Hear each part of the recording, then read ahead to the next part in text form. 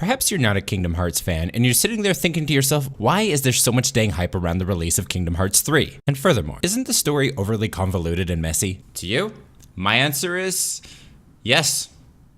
Yes, it's very convoluted. Well, if you play all these games in a row, you're essentially fine, but that's a lot of games. Yet, the story is not why I personally am excited for the third installment, nor is the story the reason why I even enjoy these games. And you might say, so then what is, guys? This is crazy! And I would say, I'm so glad you asked. Hi, I'm Phritzy, and welcome to Life's a Video Game, and here's why I love the series.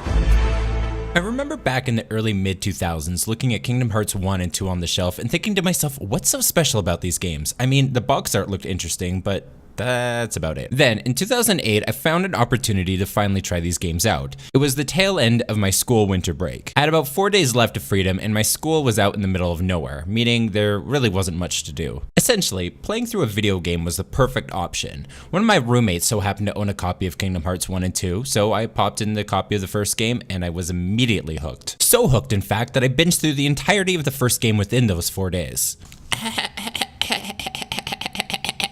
Keep in mind that the original is a solid 30-hour game. Holy crap, man, you played 30 hours in a weekend? What the freak is wrong with you? My life was swept up in an instant. I finished it late in the middle of the night before my class the next day, and all I could think about during class was Kingdom Hearts 2. So the very next weekend, instead of doing my homework assignments, I instead binged through the entirety of the second game. After I finished the second game, I couldn't wait for the third. Too bad I had to wait another 10 years to get my ending. Yikes. Which is actually really tough for the original fans, as the first game came out in 2002 and the second one came out back in 2006 respectively. Yikes. Anyway, I remember not actually caring too much about the story in the first game. I mean, it's decent enough of a story. You're some kid with two other friends who dream of a bigger life than the simple island that you're on. That dream or nightmare comes true and you're swept off into a grand adventure. You meet all these great Disney characters where you'll need to help save their world along with searching for a way to save your friends. The story, for what it is nice, but it was really the combat that truly hooked me. For me, the number one appeal to this series is its combat. The combat system is what one would call an action RPG. A lot of old school classic RPGs get you to wait your turn to attack, where in this game, you're in the fight right away. Whether you survive the battle or not mostly depends on your own reaction time. If you see your enemy about to attack, you either dodge or guard. If you don't, you get hit. Simple as that. You also have magic spells to help change up your strategy. If you're new to this style of games, then you can play it in easy mode, where you can basically just get away with mashing the attack button, but everything else still looks cool while you're doing it. As you get more skilled, you can turn up the difficulty, and the battle system then becomes incredibly deep and complex. It's like a never-ending well of fighting fun. Ja!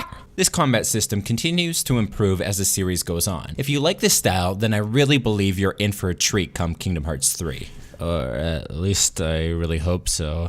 I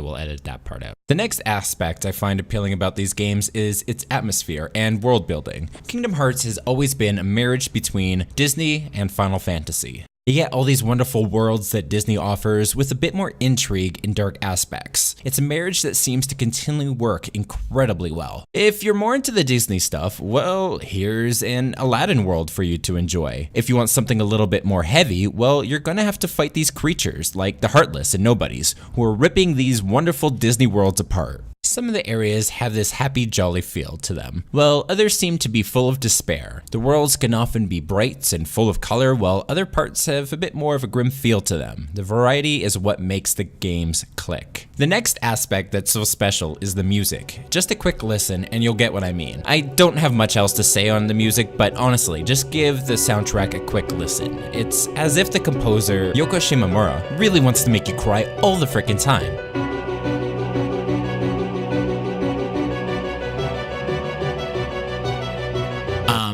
Actually, this doesn't want to make you cry. This is actually really super exciting. Finally, why so many people love these games, or at least just me, is the characters themselves and the deep connection they have between each other.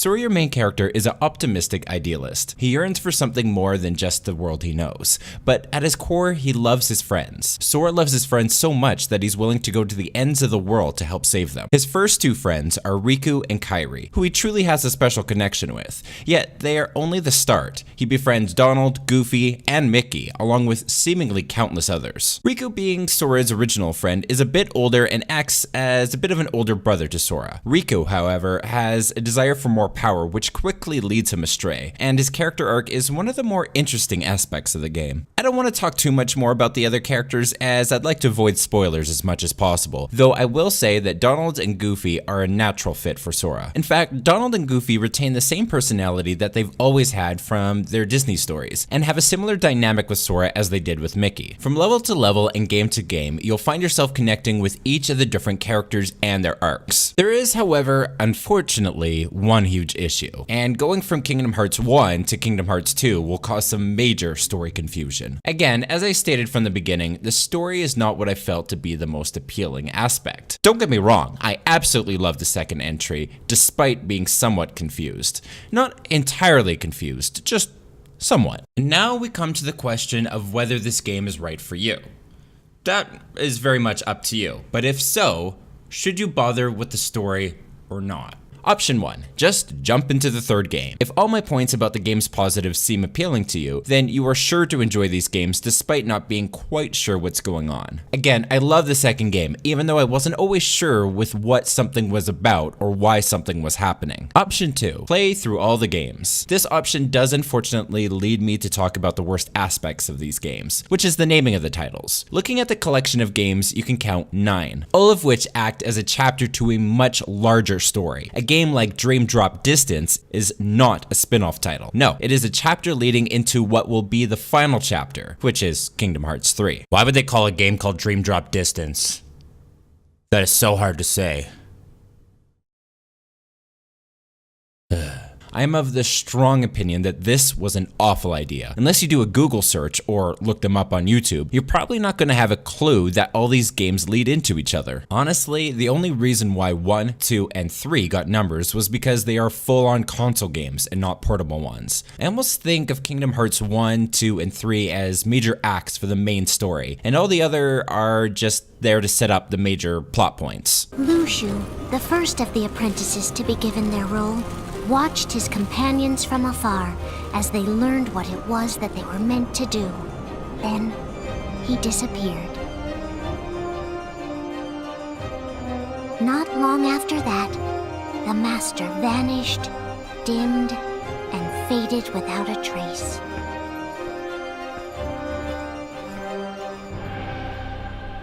Okay, well, sorta. Not 100%. Eek. If you're scratching your head and doing a WTF sort of thing, well, it's completely understandable. The naming of these games are really bad. So, how do you know which game to play first? Well, luckily, that's the easy part. You buy the collection and play the first one, then go down the list as they are laid out. Simple as that. If you do this, you will understand the whole story, and you'll be able to comprehend why plot points are the way they are. It's kind of like watching something like the 7th season of Game of Thrones. You probably would have no idea what was going on, but chances are you'd probably still enjoy it for what it was. Option 3, just watch a story summary. There's an excellent one done by Suggestive Gaming called Kingdom Hearts Story Summary. What you need to know to play Kingdom Hearts 3. It's 36 minutes long and it does a great job at catching you up. The only downside to watching a summary is that it only tells you what has happened from point A to point B, not how or why. It's kind of like when you're in school and you need to read a book for a class assignment. You find yourself to be somewhat lazy and you procrastinate. Kinda like me. Then it comes time to do a test on a book and you end up getting a bad mark because you couldn't answer any of the questions concerning the character's motivations. You have no understanding of the central and overarching themes of the story. But again, the story isn't really what's so special. For myself anyway. So this can still be a decent option. Option 4, simply watch all the cutscenes from all the games.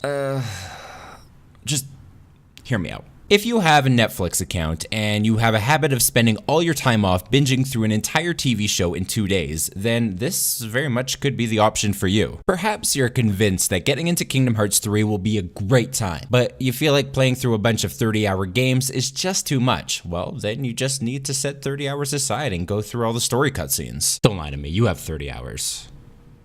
Really? What'd you do last weekend? Did you binge watch Black Mirror like I did? Yes, I know, I'm projecting. But did you? Did you binge watch something else?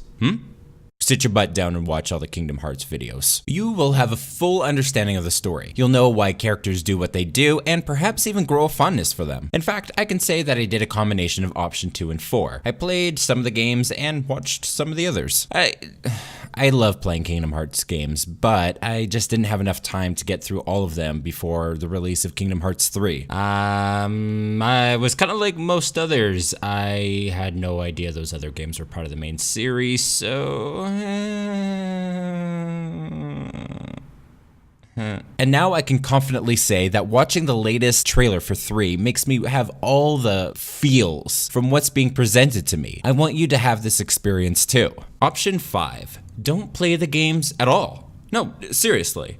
The title of this video is What's So Appealing, not why you must play these games. Perhaps you hate Disney. Perhaps you dislike Final Fantasy. Maybe an action RPG is not your thing, and maybe you prefer a more clean and coherent story like The Last of Us, or you would prefer the world of Red Dead Redemption, a nice grounded world without that fantasy stuff. I'm sure there are dozens of reasons why this game might not be for you, but at least you can now appreciate why so many folks love these games the way they do. All games have their flaws, especially if there's an entire game series attached to it. Yet, there is a reason why people keep going back to them, and the positives seem to always outweigh the negatives. At least for Kingdom Hearts, that is. I personally absolutely adore the Legend of Zelda games for so many reasons, yet I could write a book about its issues over the years. It's the same thing with Kingdom Hearts. The story could be better. The naming of the titles really shouldn't be the way they are. Yet the gameplay, the atmosphere, the music, and the characters involved within these games are what makes this series so beautiful and so gosh darn good. And this is why gamers from all across the world, from all different walks of life, all share the same passion for Kingdom Hearts. Thanks all for watching. Let me know in the comments why you enjoyed these games. And conversely, if you dislike them, share your thoughts. I'd also love to know if this manages to get anybody else into the series. I'm really quite curious to see what others think.